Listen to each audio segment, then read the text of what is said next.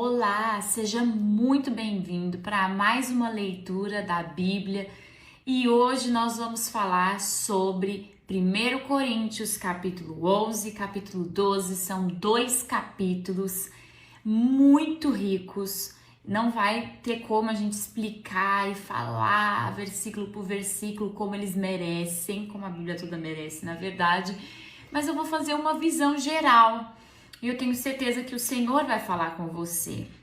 No capítulo 11, Paulo vai falar sobre a Santa Ceia, mas antes dele falar sobre a Santa Ceia, ele traz um ensinamento de autoridade espiritual muito poderoso para as nossas vidas. E ele começa explicando que Cristo é o cabeça de todo homem, e ali ele não está falando da igreja, porque Cristo é o cabeça da igreja, né? Ele está falando num lugar familiar primeiro, dentro da família. Tem muita gente que mistura e não consegue compreender bem isso, mas aqui Paulo está falando primeiro para o ambiente familiar. E depois, no mesmo texto, ele vai falar dentro do corpo de Cristo. E ele diz o seguinte: Cristo é o cabeça do homem e o homem é o cabeça da mulher, certo? E o cabeça de Cristo é o próprio Deus. E ele diz o seguinte: o homem desonra a sua cabeça, se cobre para orar ou profetizar. O que significa isso? Ele até depois vai fazer uma comparação com o próprio cabelo e falar que é um costume da igreja que homens não tenham cabelos compridos e também que mulheres não tenham cabelo tosquiado, né? Porque antigamente muitas mulheres profetisas de outros deuses se convertiam e elas eram carecas ou tinham o cabelo tosquiado, e Paulo falava para elas deixar o cabelo crescer para que não houvesse uma confusão. Mas aqui no caso, ele vai fazer sim essa comparação do cabelo, mas Paulo vai deixar bem claro que não é sobre cabelo que ele está falando, embora seja um símbolo para Paulo, para a igreja daquele lugar, para a igreja de Coríntios daquela época, onde Paulo cuidava. Era um costume que homens não tinham os cabelos compridos e mulheres não tinham os cabelos curtos. E ele vai dizer o seguinte: o homem desonra a sua cabeça, se cobre para orar ou profetizar. Gente, cobrir a nossa cabeça é muito mais do que um cabelo, né? É quando ele se torna separado, né? Alguma coisa o separa. Algo foi colocado entre a autoridade de Jesus sobre a vida do homem.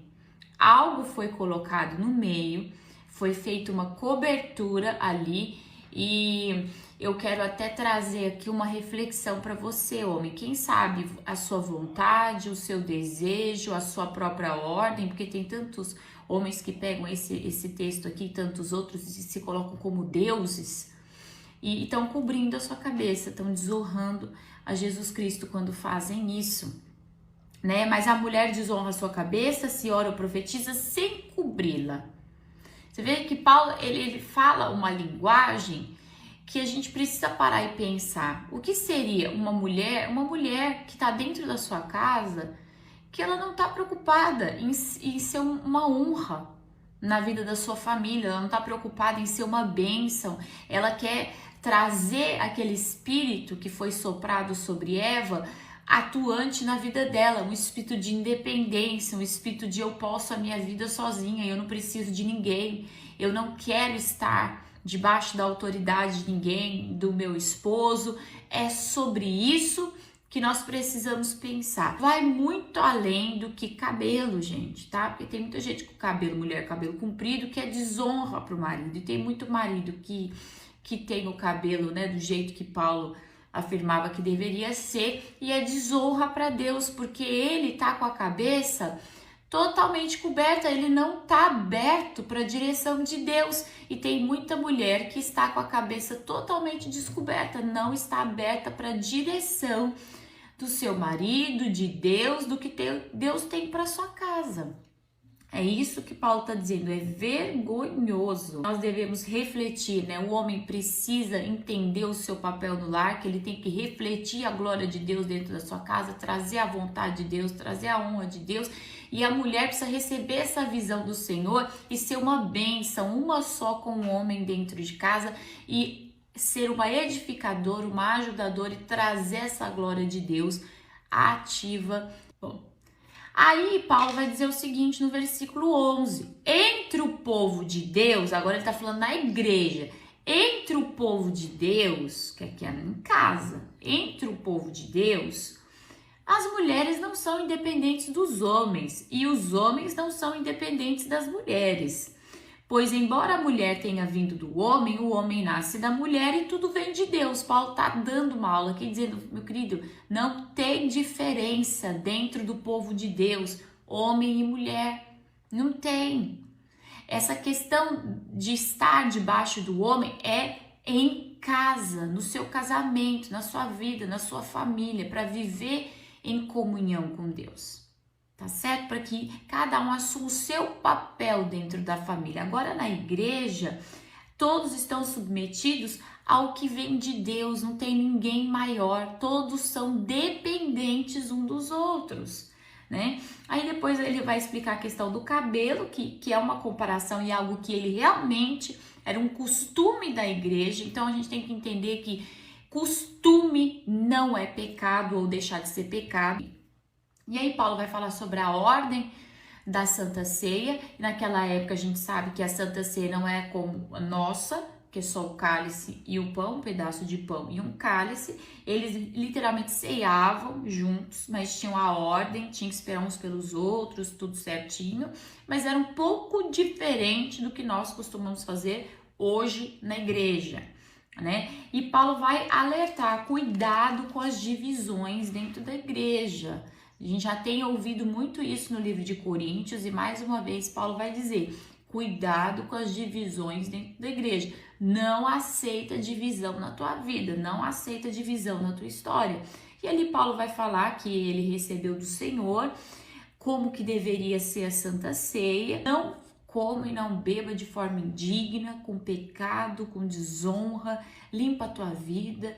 Faz uma cerimônia, você e Deus espiritual, de limpeza, de renovação, de novos votos todas as vezes que você for sentar na mesa do Senhor. Reveja a sua vida, veja onde você tem errado, veja onde você tem acertado, procure estar sempre melhor diante da presença de Deus.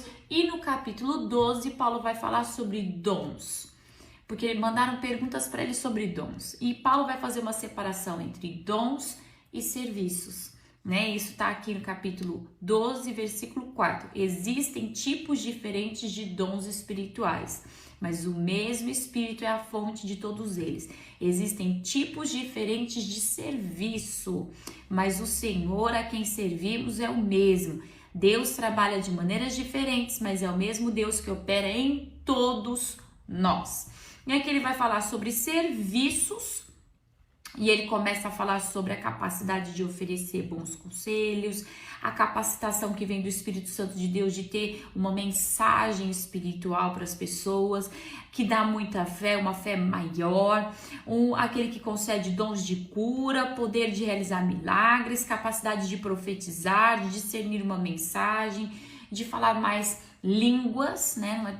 Uma pessoa que tem muito mais línguas, ela tem a diversidade das línguas, outros vão interpretar essas línguas.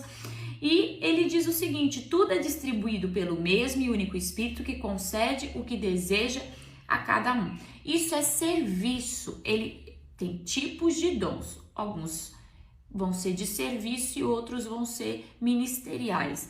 E aí ele vai falar que nós somos um corpo só, que nós não podemos pensar em que nós tem que ser todo mundo igual, que o mais valoroso é esse ou aquele, tanto que tem um versículo muito lindo que é o 24, que diz assim: Deus estruturou o corpo de maneira a conceder mais honra e cuidado às partes que recebem menos atenção. Então assim, a honra não tem nada a ver com a grandiosidade que o ser humano coloca em cima de um dom ou de um ministério. E aqui Paulo vai dizer o seguinte, juntos, versículo 27, todos vocês são o corpo de Cristo e cada uma parte dele. Deus estabeleceu para a igreja. Então ele está dizendo o seguinte: existem dons específicos para você trabalhar dentro da igreja. E aí ele vai chamar de acordo com quem ele quer, e ele vai dizer em primeiro lugar os apóstolos. Esses apóstolos são fundadores, são pessoas que abrem a igreja, são pessoas que estabelecem ministérios, né? O nosso bispo, aqui na igreja a gente não chama ninguém de apóstolo, mas o nosso bispo Carvalho seria o nosso apóstolo, né? Eu estou agora nessa função presidencial do ministério, mas eu me sinto melhor sendo chamada de bispa. Então eu vou continuar como bispa, mas é um ministério apostólico, né? Esse ministério de cuidar, de avançar, de abrir igrejas que nós estamos fazendo na Serremo, é um ministério apostólico, tá certo? Alguns são profetas, outros mestres, mas cadê os pastores? Porque os pastores são ou profetas ou mestres, aqueles que ensinam, aqueles que exortam. Aí tem esses tipos diferentes de dons. A gente chama de pastores, é mais comum do que profeta e mestre na nossa igreja. Em outras igrejas pode ser mais comum. Os que fazem milagres, os que têm dom de cura, os que ajudam os outros, os que têm o dom de liderança, que são os coordenadores, né, das nossas redes, e os que falam diferentes línguas, que são missionários, né, que são aqueles que fazem milagres, dom de cura, fazem visitas, oram pelas pessoas, fazem libertação. Então tem uma linguagem um pouquinho diferente, que ficou mais assim, que a igreja, né, que é um costume aí da igreja, que é mais tranquilo para as pessoas compreenderem, mas independente da linguagem, é esse serviço aqui que Paulo está falando. E todos nós não podemos ser os mesmos, assim como Paulo disse no dom de serviço, também a igreja não pode ter sempre a mesma pessoa que faz a mesma coisa com o mesmo dom. Deus dá diversidade para que o reino possa crescer. E nós vamos terminar dizendo o seguinte: deseje intensamente os dons mais úteis. Não queira glória, não queira honra, não queira status, não queira nada. Deseje servir a Deus. Deseje que a tua vida seja um ambiente para a glória de Deus. Hoje nós falamos sobre Coríntios capítulo 11 e 12 e nós seguimos juntos. Daqui a pouco a gente já vai para a segunda carta aos Coríntios. Que Deus te abençoe.